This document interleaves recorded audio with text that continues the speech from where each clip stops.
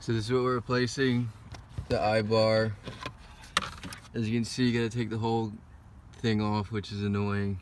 It's a real pain to get to. I take these things off. The panels on the sides. When you do that, you actually have to do some bolts too. There's one on this side and there's one on the other side too. So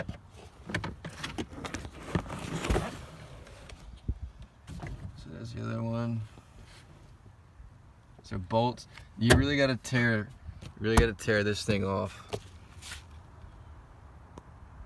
She's a real pain in the ass. The part was about $100.